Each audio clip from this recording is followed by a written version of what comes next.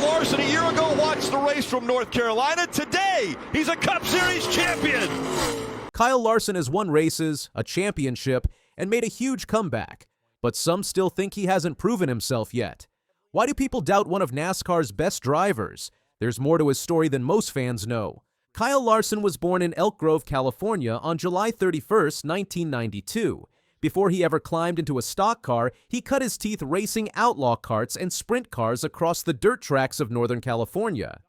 His early success in USAC open wheel and sprint car racing earned him the nickname Young Money, a nod to how swiftly he was rising. His transition into stock cars was rapid.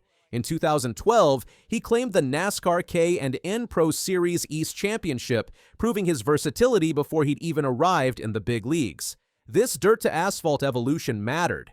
When many drivers struggle learning stock cars, Larson had already raced in high-intensity formats where risk and wheel-to-wheel chaos were constants. That gave him a foundation few others had. Larson's Cup Series debut came in 2014 with Chip Ganassi Racing. He didn't blast out of the gate with wins, but showed pace, adaptability, and high finishes. By 2017, he had pulled himself into the top 10 regularly and had multiple wins under his belt. But the path wasn't smooth. Mechanical failures, crashes, and a few underwhelming playoff runs showed that sheer talent alone couldn't eliminate risk. The 2017 elimination from the playoffs after an engine failure and some last-place finishes is a case in point. Still, Larson's first breakthrough win with Hendrick Motorsports would prove a leap. His ability to control a race, lead laps, and finish strong began to stand out. In 2021, everything aligned. Larson signed with Hendrick Motorsports to drive the number 5 Chevrolet and was allowed to keep his dirt racing ties, a rarity in top-level stock cars. That dual identity mattered. Being both a dirt racer and a cup driver gave him a broader mindset. He won his first race of the season at Las Vegas and went on a tear with multiple wins, consistent top finishes, and dominating stages. In the finale at Phoenix, he grabbed the pole, led 107 laps, and clinched the championship. The significance: he became the first driver since 2007 to tally 10 wins and a championship in the same season. That season established him as more than just fast. It made him the driver to beat. The momentum wasn't luck. The combination of talent, team support, adaptability, and mental resilience all synced. But momentum in NASCAR doesn't mean the road is smooth. In 2020, Larson faced one of the toughest chapters of his career when he was suspended for using a racial slur during an iRacing event.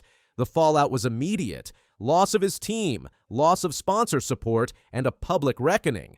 When he returned, many questioned whether he could rebuild his reputation and performance. Even after the championship year, the racing world operates without memory of the past. Only the results of today matter. Another challenge was consistency at the top level. For all his wins, Larson has on occasion faltered when stakes were highest. In 2023, he made the championship 4, but did not win, finishing second in the standings. Veteran driver Kyle Petty recently stated that Larson has his task cut out among the Championship 4 drivers. Petty believes that Larson may not automatically be the favorite because, in Petty's view, he hasn't yet stepped up his game when it mattered most. That comment packs a punch. It's not just about reaching the final rounds, it's about dominating when the spotlight is largest. Petty's point is clear. Larson has the talent, the car, the history. But to win again, he must deliver at this unique moment in time against fierce rivals. What makes the task harder? When everything's on the line, mistakes magnify. Larson has shown brilliance but also vulnerability under pressure. His peers in the Championship 4 are equally desperate and equally fast. There's no room for good enough. Public and personal expectations factor in. Having already won a championship, repeating creates its own weight.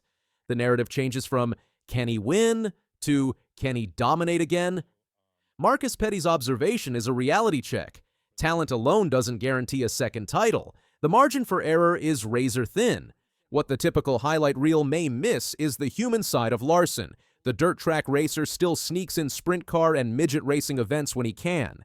That gives him fresh adrenaline, a mindset outside the cup bubble, and a kind of release.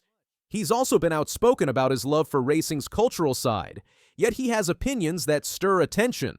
For example, he recently said that the film Talladega Nights, The Ballad of Ricky Bobby, turned the sport into a joke. That shows he cares about how the sport is perceived, not just how he performs. He isn't simply a machine on wheels. He's a racer who remembers where he came from, who wrestles with expectation, and who engages with the sport's identity beyond the racetrack.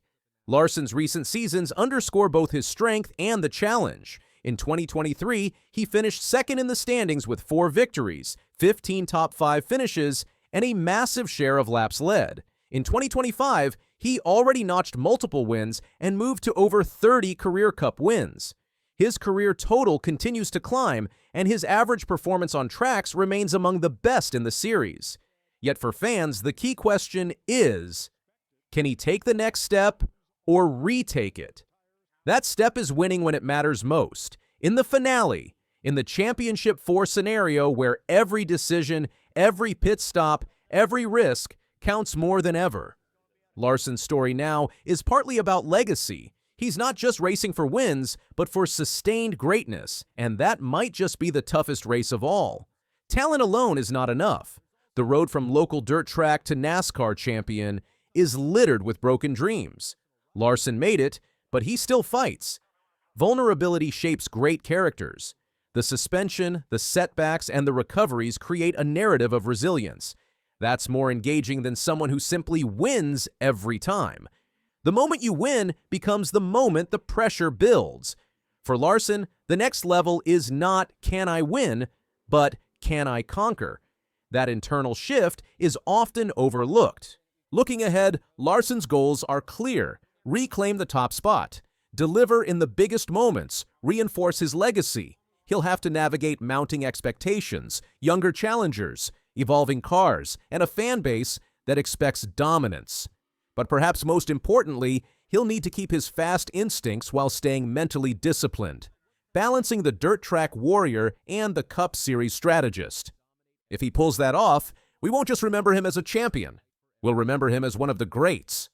Kyle Larson's story is far from finished. From kart tracks to sprint cars, from rookie drives to the championship-deciding laps, he's faced triumph and turbulence in equal measure. His talent is undeniable. His resilience is proven.